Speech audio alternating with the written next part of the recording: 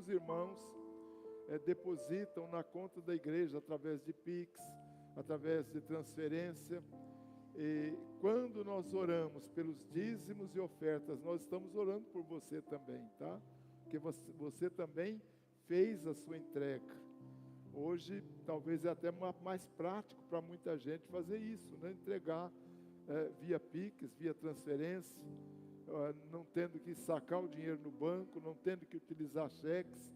Mas a verdade é que cada centavo que você investe na obra de Deus, certamente Deus vai te recompensar. Há um princípio na palavra, que quando nós entregamos dízimos e ofertas ao Senhor, e primícias também, os nossos celeiros serão cheios. Pai, eu quero te agradecer, ó Deus, pelo grupo de irmãos que o Senhor tem levantado para sustentar esse ministério, com dízimos, com ofertas, com primícias. Deus, que o Senhor conserve este grupo, e que aqueles que ainda não fazem parte deste grupo possam, ó Deus, serem tocados pelo Senhor para que venham a fazer.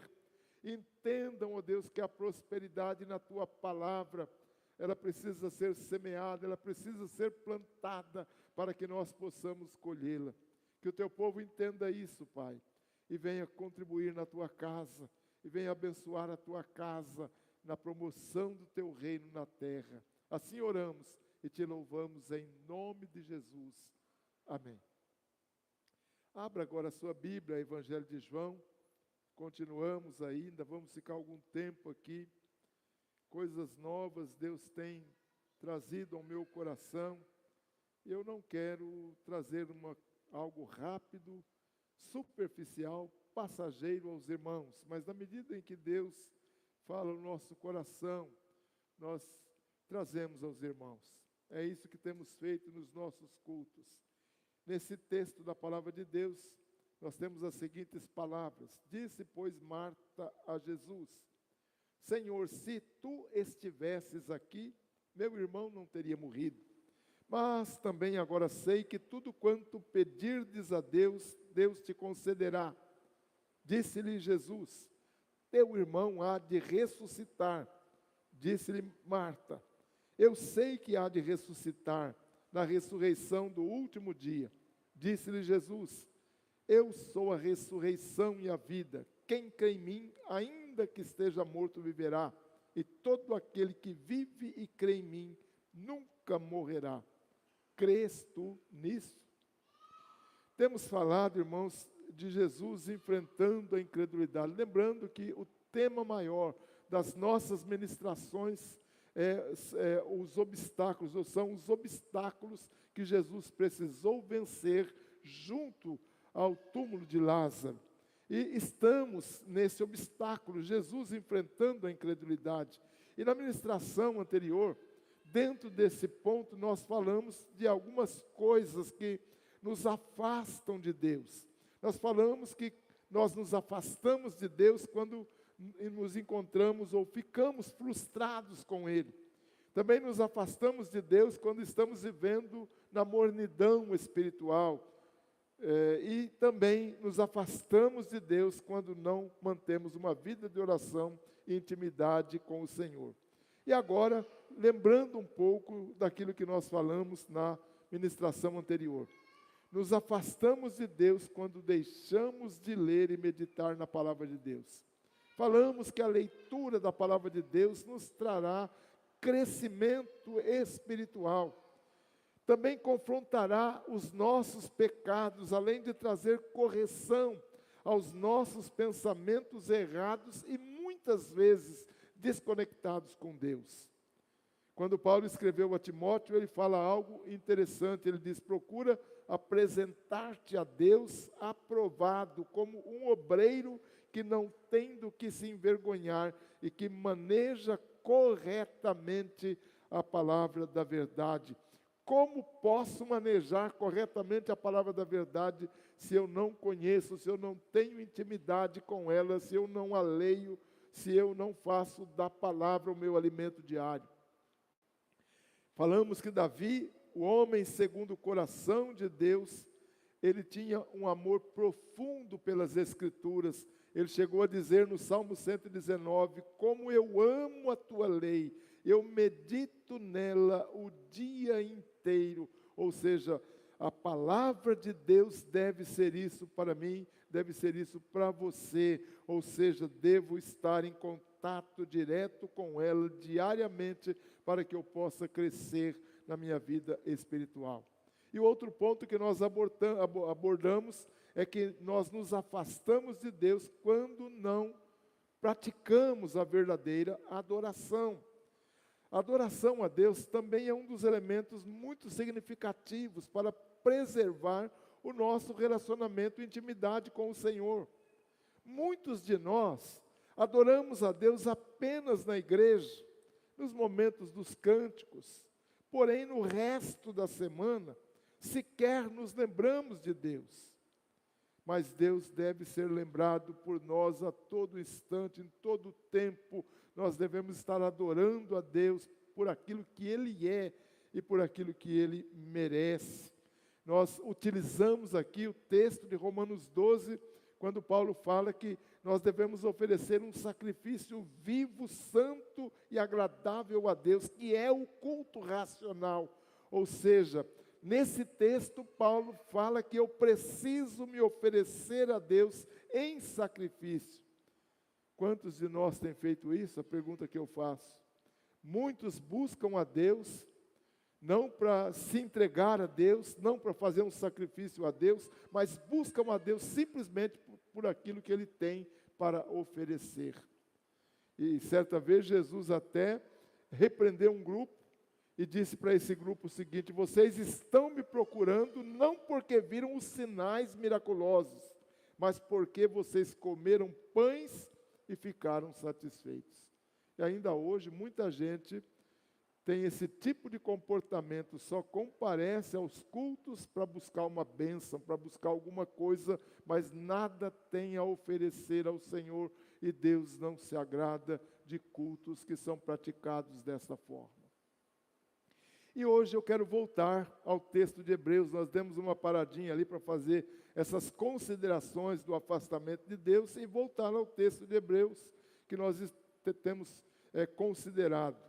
E o terceiro ponto nesse texto é bem interessante, que diz assim, que quando que nós podemos pecar contra Deus, quando nos mantemos na incredulidade, na dúvida, e os nossos corações são endurecidos pelo pecado. No versículo 13 desse capítulo de Hebreus que estamos considerando, diz assim: pelo contrário, encorajem-se uns aos outros todos os dias, durante o tempo que se chama hoje, de modo que nenhum de vocês seja endurecido pelo engano do pecado. O que está em foco aqui, irmãos, não é um pecado qualquer, não é um pecado comum, ou até mesmo a nossa condição de pecadores diante de Deus. Mas o escritor dessa carta está falando do pecado de voltar para trás. Os leitores da carta aos Hebreus estavam retrocedendo no plano estabelecido por Deus.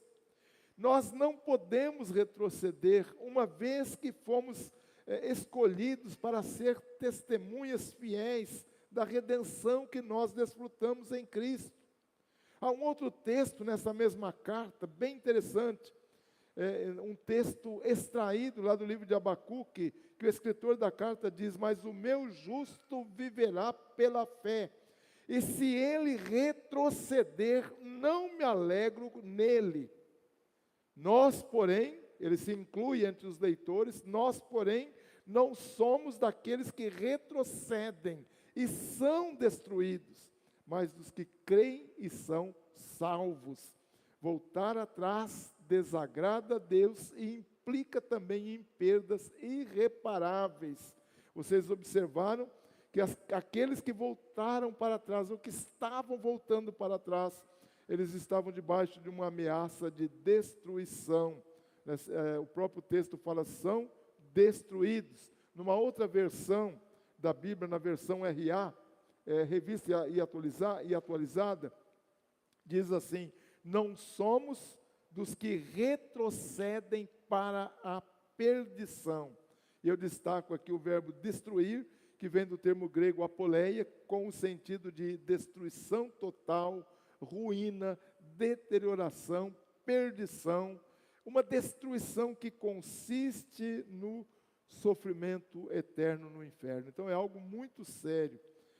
Aquele que recebeu o Evangelho e tenta voltar ou quer voltar para trás, perdeu o bom senso, entrou num processo de ruína e deterioração. O apóstolo Pedro, falando sobre isso, ele traz aqui uma figura bem forte, ali na sua segunda carta, no capítulo 2, versículo 21 a 22, ele fala: teria sido melhor que não tivessem conhecido o caminho da justiça do que, depois de o terem conhecido, voltarem as costas para o santo mandamento que lhes foi transmitido. Aí vejo a figura que ele usa. Confirma-se neles o provérbio verdadeiro: o cão voltou ao seu vômito, e ainda a porca lavada voltou-se a revolver-se na lama. Ou seja, aquele que volta para trás, ele tem sobre si essas duas figuras. Esse cão que vomitou e depois vai lá e comeu o vômito, é algo nojento. Não podemos nem pensar que um ser humano possa fazer alguma coisa assim, mas o cão é capaz de fazer isso. E a porca, você pode pegar, dar um banho, colocar um lacinho. A gente até tem porquinhas aí de estimação, vocês já viram um monte pela internet. Mas se descuidar daquela porquinha de estimação e tiver uma poça de lama lá no quintal, você pode ter certeza que ela vai entrar para dentro de casa enlameada e suja, porque a natureza dela, ela não mudou de natureza. É a gente que tentou fazer ela mudar, mas ela não conseguiu. O que o escritor, que Pedro está dizendo, que a vida cristã é assim. Aquele que volta para trás é semelhante a esse cão que come o próprio vômito, e a essa porca, depois de tomada banho, volta a revolver-se na lama. Irmãos, aquele que recebe a palavra de Deus não pode voltar para trás. Se estiver voltando para trás, ele perdeu a inteligência, ele perdeu a razão, não entendeu nada, se comporta como um animal irracional, de acordo com Pedro aqui. Esse indivíduo vai terminar no lamaçal das suas próprias sujidades. Ali em Romanos, capítulo 1, versículo 28, eu tenho um texto também bem forte que fala: visto que desprezaram o conhecimento de Deus, ele os entregou a uma disposição mental reprovável para praticarem tudo o que não deviam. Ou seja, essas pessoas rejeitaram o conhecimento de Deus, foram entregues às suas próprias paixões, aos seus próprios pecados, e eles voltaram a fazer aquilo que não deveriam fazer. Eles acabaram, de acordo com Romanos, praticando vícios terríveis como maldade, ganância, ciúmes, crimes, mortes, mentiras, malícia, pecados estes que não têm entrada no reino de Deus. Ali em Apocalipse 21, tem um texto bem forte, fala que os covardes, os incrédulos, os depravados, os assassinos, os que cometem imoralidade sexual, os que praticam feitiçaria, os idólatras e todos os mentirosos, o lugar deles será no lago de fogo e enxofre, que é a segunda morte. Ou seja, voltar para trás é um risco tremendo.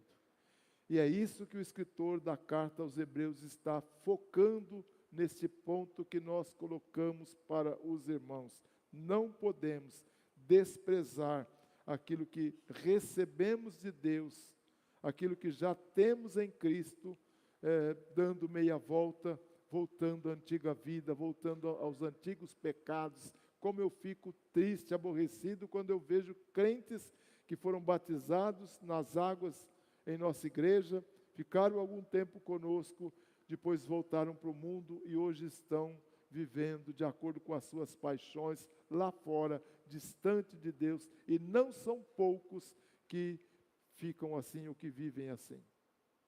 Que isso não venha acontecer com nenhum de nós que está aqui nessa noite.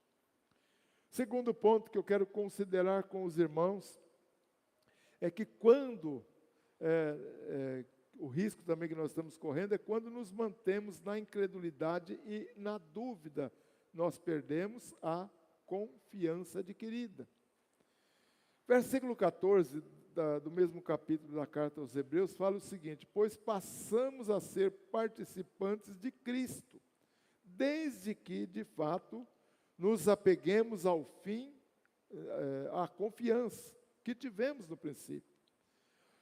Como cristãos, nós podemos ter atitudes que podem abalar a nossa confiança em Deus, tirar a nossa credibilidade da pessoa de Deus e da palavra de Deus. Isso entristece Deus e entristece também o Espírito Santo. Por isso que Paulo, escrevendo aos Efésios, ele fala: não entristeçam o Espírito Santo, com o qual vocês foram selados para o dia da redenção. E ele continua dizendo: livrem-se de toda amargura, indignação, ira, gritaria, calúnia e outras maldades. Livrem-se disso, porque enquanto nós permanecemos nesses pecados, já vimos no item anterior, nós estamos entristecendo o Espírito Santo de Deus. Mas nesse caso aqui é a perda da confiança. Quero lembrar você que o verbo entristecer, ele vem de um termo grego que tem o sentido de magoar. O Espírito de Deus é sensível e pode ser magoado quando usamos palavras e ações que não condizem com uma vida em Deus. Daí a razão de não permitirmos que a amargura, a indignação, de acordo com esse texto aí aos Efésios, a ira, a gritaria, a calúnia e outros males venham manchar a nossa conduta, venham nos levar a um declínio na vida espiritual, nos afastando dos princípios de Deus. O Espírito Santo não se alegra com pessoas incoerentes, inconstantes, mundanizadas, pessoas que não têm qualquer compromisso com as bênçãos recebidas da parte de Deus. Na verdade, o Espírito Santo, ele se ofende quando nós não vivemos uma vida de santificação. Isaías 63, 10, tem um texto bem interessante e fala: mas eles se revoltaram contra Deus e ofenderam o seu Santo Espírito. Por isso Deus se tornou inimigo deles e começou a lutar contra eles. É algo muito sério quando nós ofendemos o Espírito Santo, quando nós entristecemos o Espírito Santo, nós estamos andando na contramão de Deus, de acordo com esse texto de Isaías, e nós vamos ter que lutar, que guerrear contra Deus, e guerrear contra Deus implica em derrota. Jamais alguém que guerreou contra Deus saiu vitorioso.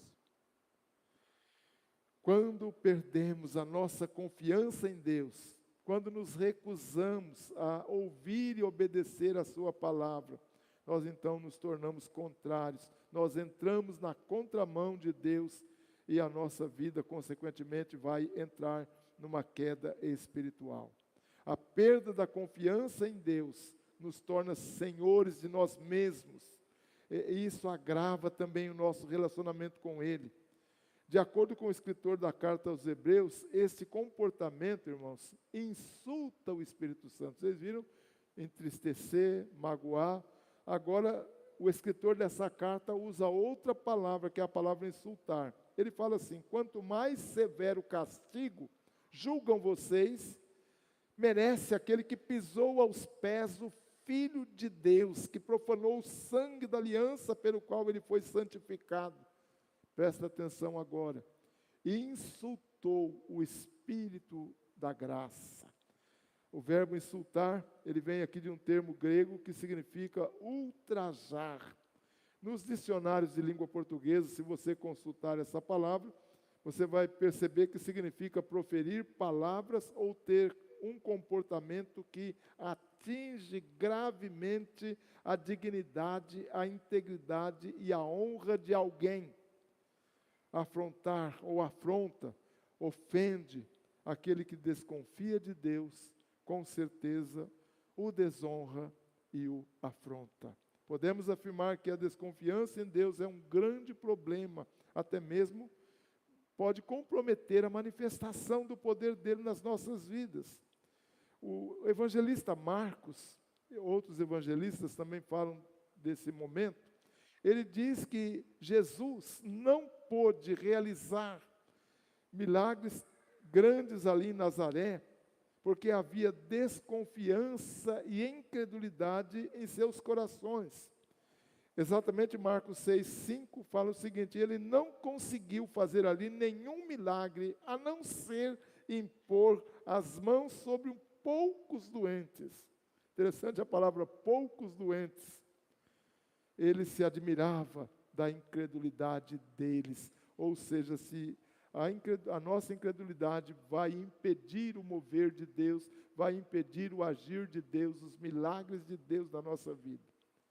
E aqui algo a considerar: se a incredulidade impede o mover de Deus, por outro lado, é a nossa confiança nele, o veículo apropriado para recebermos favor e misericórdia e encontrarmos graça em tempo de sofrimento.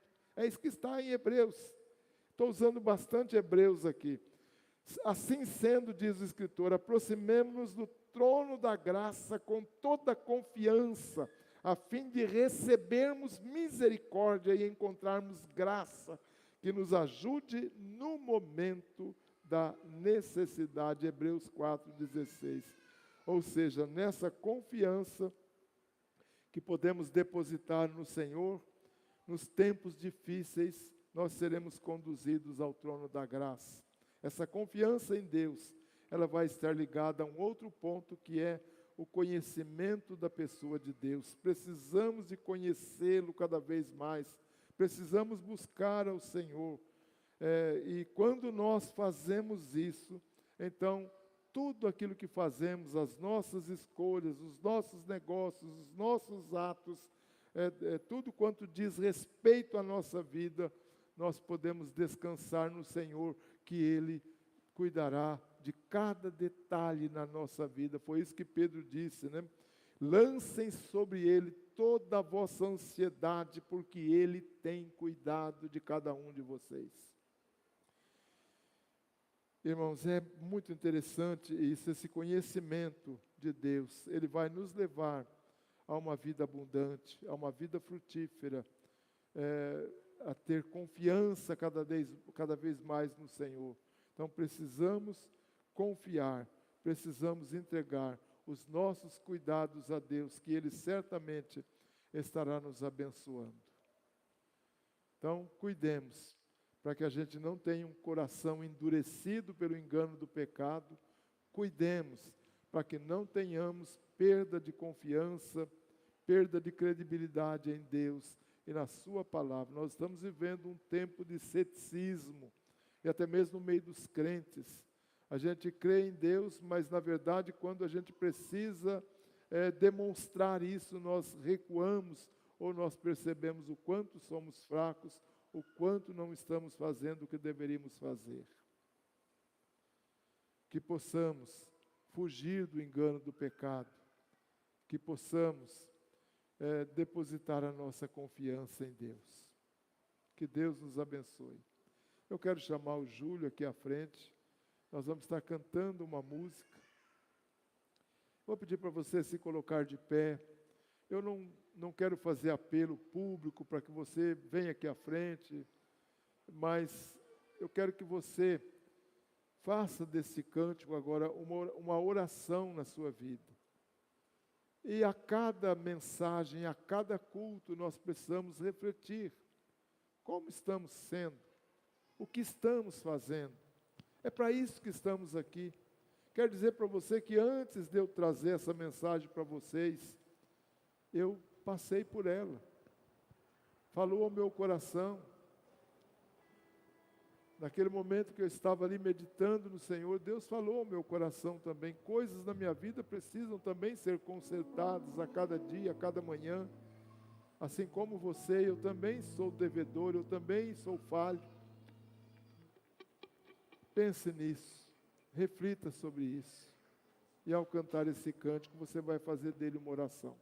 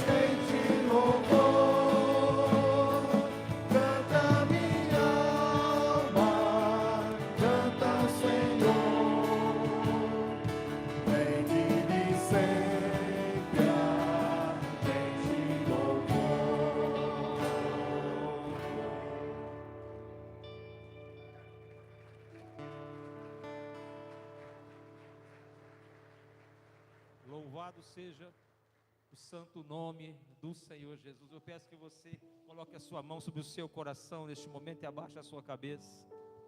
E tenha um momento de alguns instantes de reflexão sobre a sua vida. Porque a palavra de Deus diz que aquele que há de vir, virá. E não tardará. Jesus está voltando.